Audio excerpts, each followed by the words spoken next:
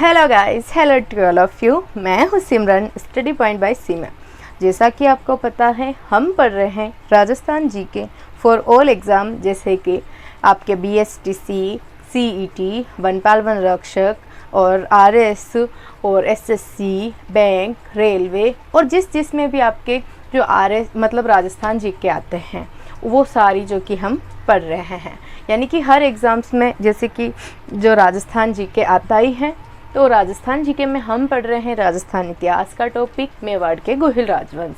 तो वो तो पढ़ ही रहे हैं, उसमें हमने जो कि देख लिया था राणा लाखा तक। हम आगे पढ़ेंगे राणा चूड़ा, मोकल, कोंबा, इन सब के बारे में। लेकिन उससे पहले हम आज स्टार्ट करेंगे आपके जो साइंस बेसिक हैं। यानी कि साइंस बेसिक क्या होता है, 6 to 12 एनसीईआरटी और आरबीएससी नोट्स।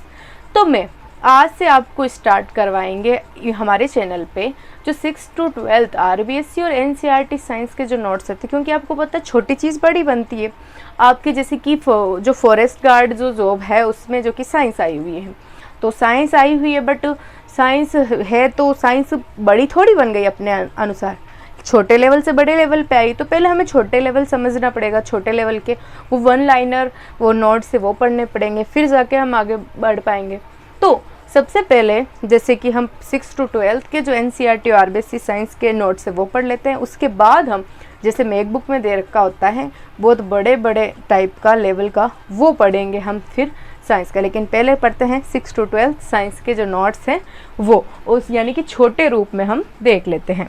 तो गाइज, सबसे पहले आपको एक पता होगा विज्ञान, तो इसका सबको पता है।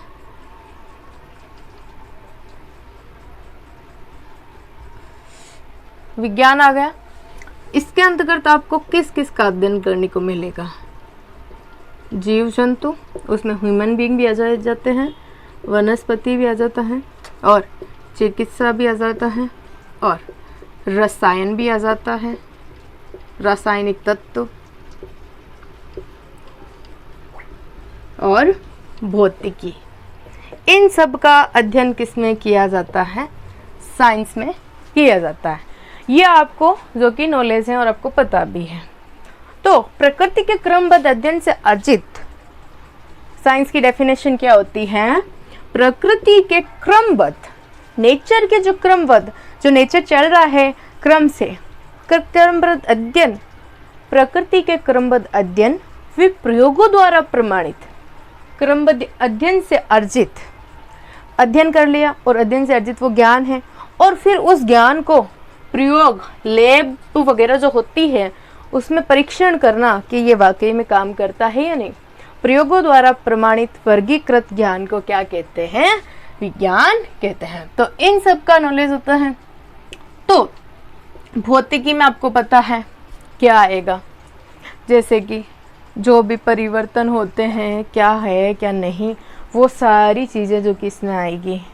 फिर है जीव जंतु, तो आप में उनमें मनुष्य के सारे तंत्र पढ़ेंगे, सारी चीज़ें पढ़ेंगे, मनुष्य में कौन कौन सी चीज़ें काम करती है, और खुला परिसंचरण, बाहरी परिसंचरण, मनुष्य हार्मोनल सिस्टम वगैरह, और ये सारी। और वनस्पति में आप देखोगे वनस्पति के टाइप्स, वनस्पति कैसे होती हैं, उनमें कौन कौन से टाइप्स होते हैं, हरित, लवक, वो सारी जो भी प्लाज्मा जो हैं, शैवाल, कायिक, उन सब के बारे में, उन सब का डीपली ज्ञान। चिकित्सा के क्षेत्र में कौन सी औषधि, कौन सी जो टीका किस काम में किस तरह से काम आता है, कौन सा वो पोलियो में कौन सा लगता है, खसरा में कौन सा, ये सारी चीज़ें इसमें आएगी। फिर रासायनिक तत्वों में तत्वों का वर्गीकरण, तत्वों के वो जो घातांक, द्रव्यमान होती है, द्रव्यमान संख्या होती है, परमाणु भार होता है, वो सारी चीज़ें। तो ये तो बेसिक आपको पता है। तो बेसिक चीज़ें जो आपको पता है, अब हम जो कि 6 to 12 की जो हैं चैप्टर वाइज, आप पहले चैप्टर देख लेना एनसीईआरटी आरबीएससी बुक्स में से जो चैप्टर वाइज है। हम चैप्टर वाइज नोट्स के आधार पे चलेंगे, ना कि टॉपिक रिलेटेड, क्योंकि मेरे हैंड रिटन नोट्स हैं जो कि चैप्टर वाइज बनाए हुए हैं, कोई मतलब टॉपिक वाइज नहीं बनाया हुआ है कि इस टॉपिक से यह है। तो चलिए, सबसे पहले जो 6 का पहला चैप्टर है उसमें बताया गया है जंतु। 3 टाइप्स हैं जंतु के, शाकाहारी, मांसाहारी और सर्वाहारी, ये 3 टाइप्स बताए गए।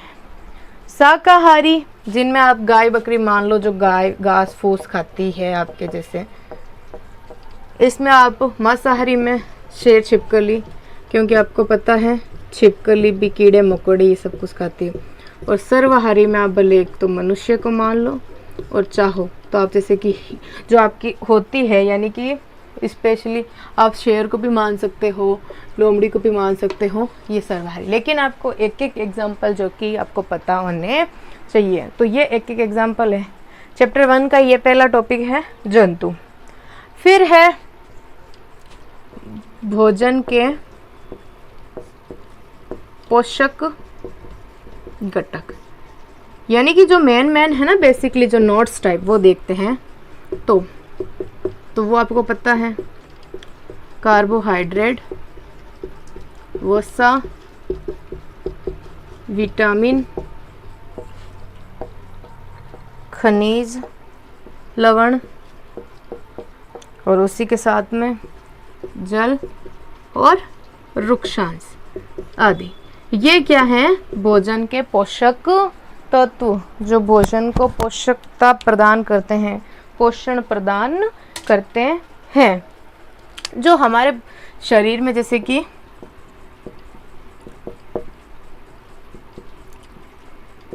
कार्बोहाइड्रेट हमारी जो हमारा शरीर है, शरीर में मंडवे शर्करा के रूप में पाए जाते हैं। यानी कि जो कार्बोहाइड्रेट हैं वो हमारे शरीर में किस रूप में पाए जाते हैं? मंड और शर्करा के रूप में, जो कि वैलिड होते हैं हमारे शरीर में, जो कि मंड और शर्करा के रूप में पाए जाते हैं। कौन कौन से तत्व? कार्बोहाइड्रेट है जो कि मंड व शर्करा के रूप में पाए जाते हैं। ये तो ये हो गया। अब हम पढ़ते हैं आगे, जैसे कि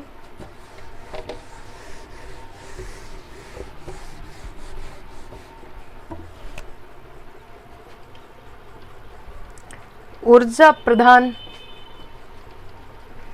करने वाले तत्व, जो ऊर्जा प्रदान करते हैं।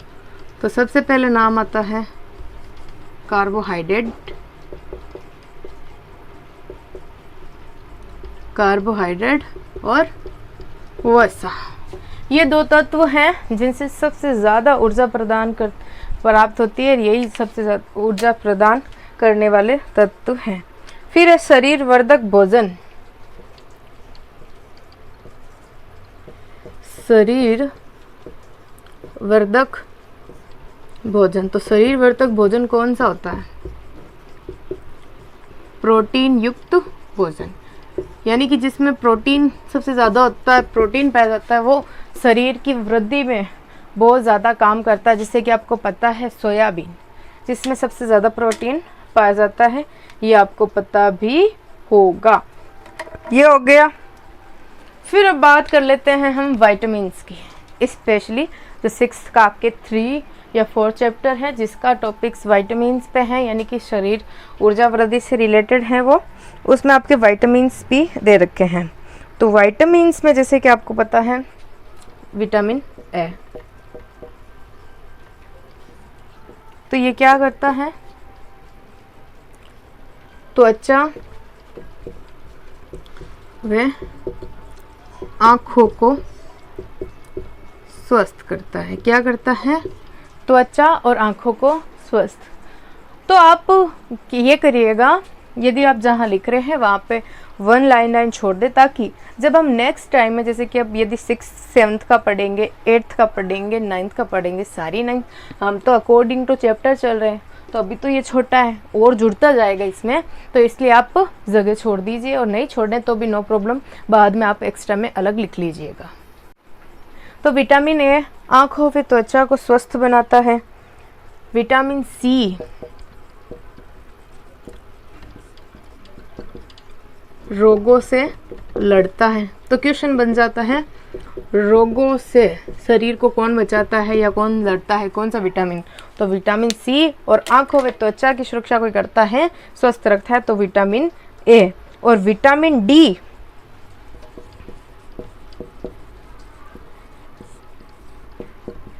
जो है अस्थियों तथा दांतों हेतु, यानी कि जो अस्थियां और दांत है उनके लिए कैल्शियम का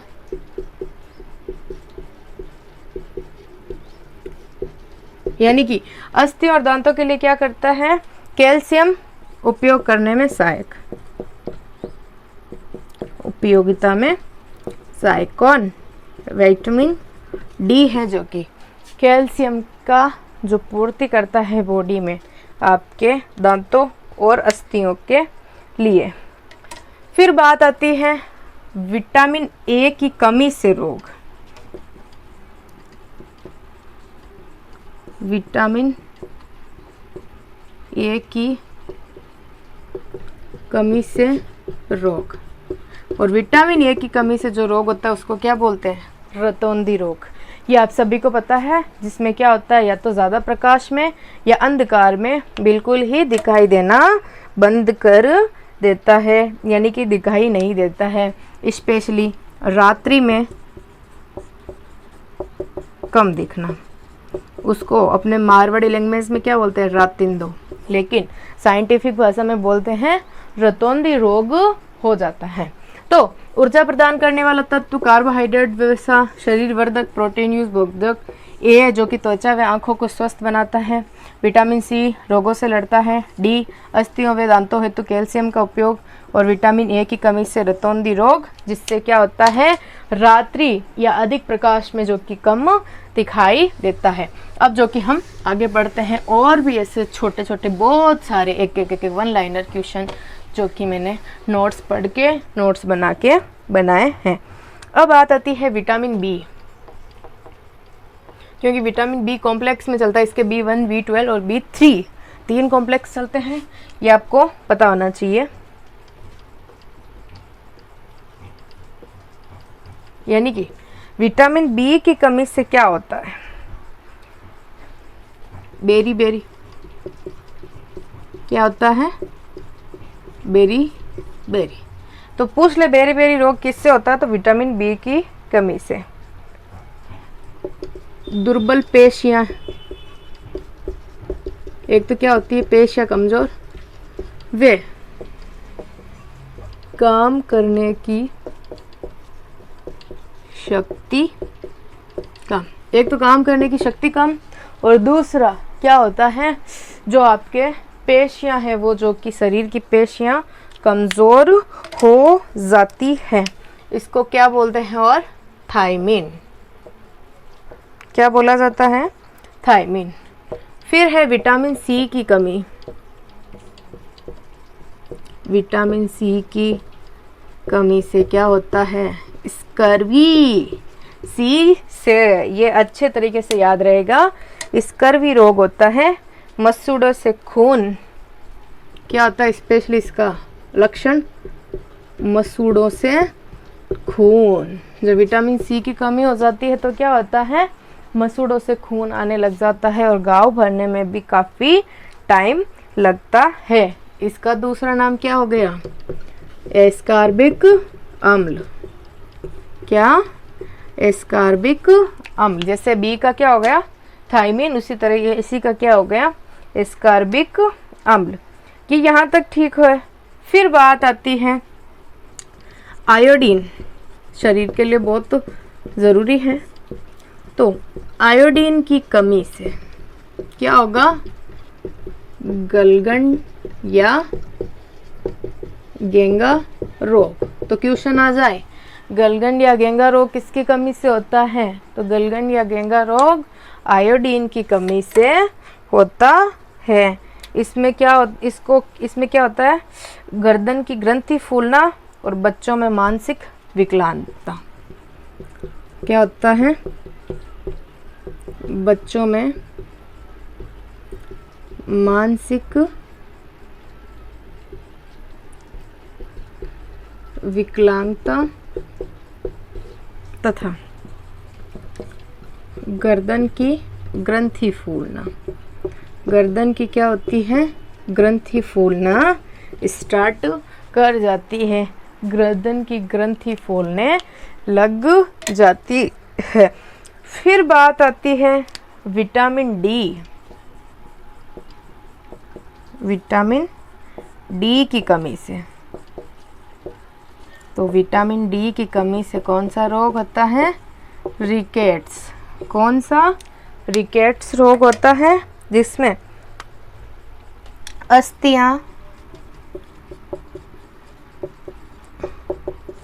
अस्थियों का मुलायम होकर, यानी कि अस्थियां क्या करती है? मुलायम होकर क्या हो जाती है? मुड़ जाती है। ये भी आप लक्षण बहुत अच्छे तरीके से याद रखिएगा, क्योंकि लक्षण पूछे जा सकते हैं। कि जब लक्षण याद रहेंगे ना, तो हम अपने आप पता कर लेंगे कि किस विटामिन की कमी से ये लक्षण आया है और कौन सा रोग हुआ है। तो लक्षण, रोग और किसकी कमी, ये आपको आना ज़रूरी है। और विटामिन डी का भी नाम फिर दूसरा क्या है? कैल्सीफिरोल। क्या हो गया? कैल्सीफिरोल। तो गाइस, विटामिन डी की कमी से बेरी दुर्बल पेशियां वे काम करने की शक्ति कम। लक्षण आ गया, रोग आ गया, कमी आ गई। और इसका दूसरा नाम विटामिन बी का थायमिन। विटामिन सी जिसका दूसरा नाम है स्कारबिक अम्ल, जिससे कमी से स्कर्वी रोग होता है और मसूड़ों से खून आने लगता है। आयोडीन की कमी से गलगंड या गेंगा रोग, जिसको गोइटर भी बोलते हैं, बच्चों में मानसिक विकलांगता होती है और गर्दन की ग्रंथि फूल जाती है। विटामिन डी की कमी से रिकेट्स रोग होता है, जिसे डी को दूसरा नाम है कैल्सीफिरोल। अस्थियों का मुलायम होकर आपस में ही, यानी कि पैरों की जो अस्थियां हैं वो आपस में एक दूसरे की ओर मुंह किए हुए मुड़ जाती है। अब चलते हैं आगे।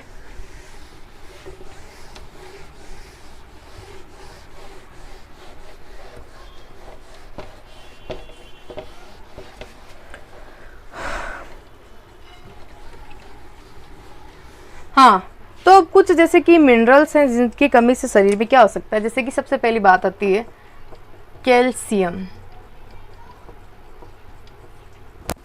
कैल्शियम की कमी। तो कैल्शियम की कमी से क्या होता है? तो सबसे पहले अस्थियां कमजोर, अस्थियां कमजोर तथा दंतशय। ये क्या होता है? कैल्शियम की कमी से अस्थियां एक तो कमजोर हो जाती है और दूसरा दंतशय, यानी कि दांतों में जो इनेमल होता है वो अपने आप गिरने लगता है। क्योंकि आपको पता है शरीर का सबसे कठोरतम भाग कौन सा है? ये आपको एक लिखा दूं मैं।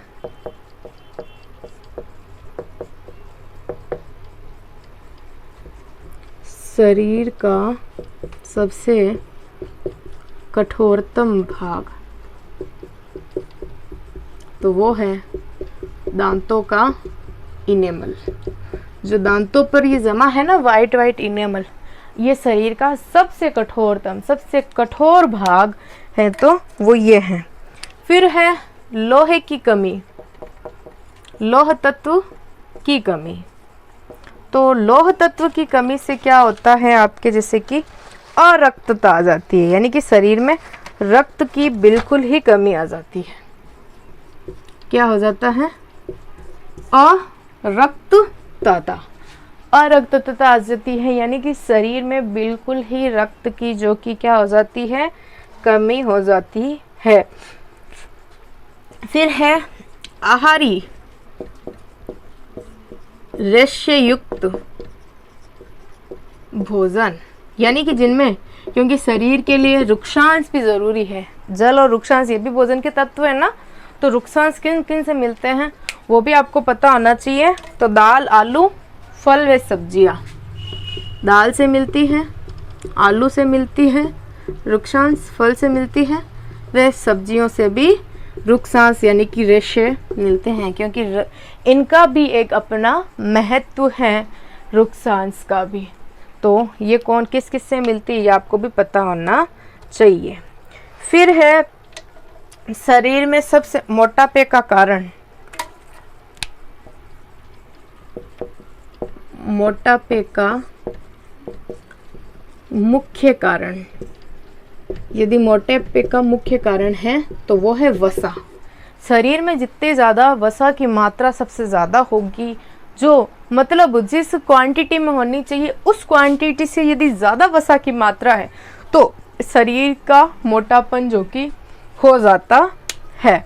और स्पेशली थायराइड में भी हो जाता है। आपको पता है थायराइड आपको पता है आयोडीन की कमी से जो होता है उसके कारण। फिर बात आती है जैसे कि vitamin B12, vitamin B3, vitamin E और विटामिन K। तो अब जैसे कि विटामिन B12 यानी कि बी कॉम्प्लेक्स में चल रहा है, तो हमने बेरी बेरी वाला तो पढ़ लिया, यानी कि जो विटामिन है बेरी बेरी था और उसके वजह से क्या क्या लक्षण है वो तो देख लिए। अब हम देखते हैं विटामिन B12। तो विटामिन B12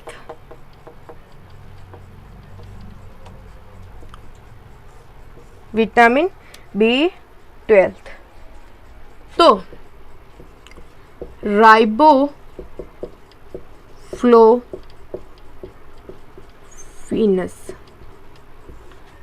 ये तो क्या हो गया, इसका नाम है B12 का। जैसे कि B1 का नाम क्या है, बेरी बेरी, उसी तरह इस B1 का थायमिन भी नाम है। और होता कौन सा रोग है, बेरी बेरी, थायमिन नाम है और होता बेरी, इसका राइबोफ्लोविन नाम है। और रोग कौन सा होता है, राइबोफ्लोविनस, ये रोग जो कि होता है B12 के अंदर। तो इसमें क्या होती है, गर्भवती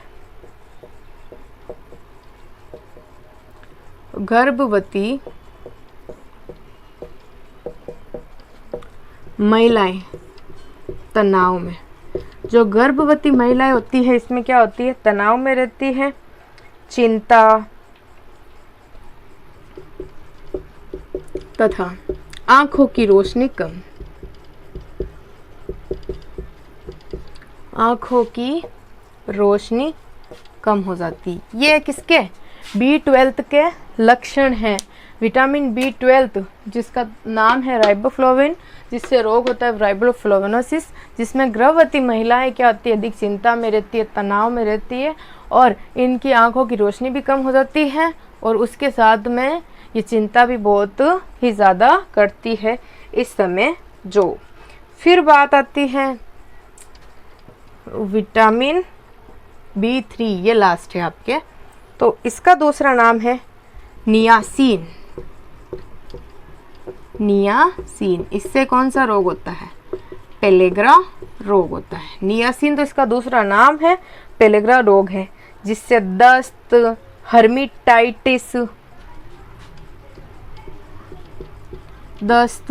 हर्मीटाइटिस, ये सारे जो कि किसके, विटामिन B3 नियासिन नाम है जिसका, पेलेग्रा रोग होता है, उसके कारण ये सब जो कि होता है। इसमें क्या हो जाता है, स्पेशली त्वचा पर दाद आना,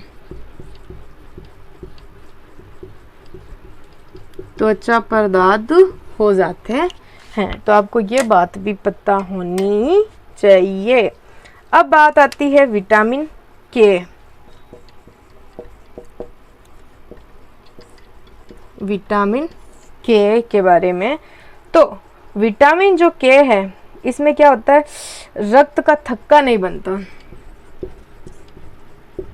रक्त का थक्का नहीं बनना। विटामिन के का लक्षण क्या होता है, इसमें रक्त का थक्का नहीं बनता है, मसूड़ों से खून और जोड़ों अस्थियों का कमजोर, नाक से खून, मसूड़ों से खून, नाक से खून और जोड़ों की अस्थियां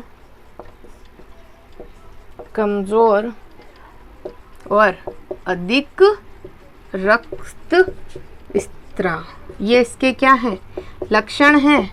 और होता क्या है, रक्त का थक्का नहीं बनता है। अब बात आती है लास्ट, विटामिन ई। अब कौन सा विटामिन, विटामिन ई।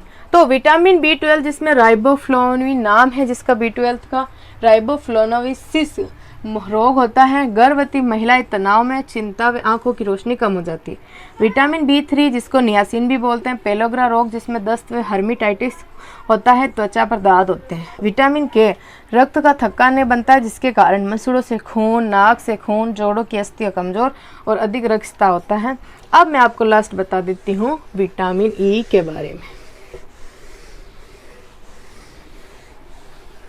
तो विटामिन, तो इसमें क्या होता है, मानसिक विकार, नपुंसकता, ये जो कि इसका विटामिन ई का लक्षण है कि इसमें क्या होता है क्या नहीं होता है। तो ये है, इसमें क्या होता है, मांसपेशियां कमजोर,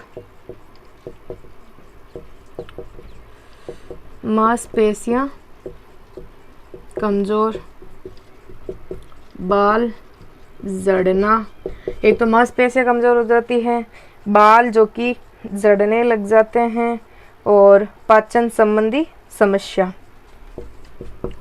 पाचन समस्या, जनन व प्रजनन संबंधी समस्या। तो ये था आपके विटामिन, यानी कि शरीर में भोजन और जो है वृद्धि, काम, उस सब का, यानी कि चैप्टर 1 to 3 के नोट्स हैं ये आपके। तो इसमें क्या लास्ट था, विटामिन ई, मानसिक विकार, नपुंसकता, मांसपेशियां कमजोर, बाल झड़ने लग जाते हैं, पाचन संबंधी समस्या होती है, उसी के साथ जनन और प्रजनन संबंधी भी समस्या हो जाती है। तो यार आज के लिए बस इतना ही। कल के वीडियो में हम जो कि साइंस से रिलेटेड इससे आगे चलेंगे और आगे के नोट्स जो कि हम पढ़ेंगे, क्योंकि 6 to 12 मेरे हैंड रिटन नोट्स जो कि बनाए हुए हैं।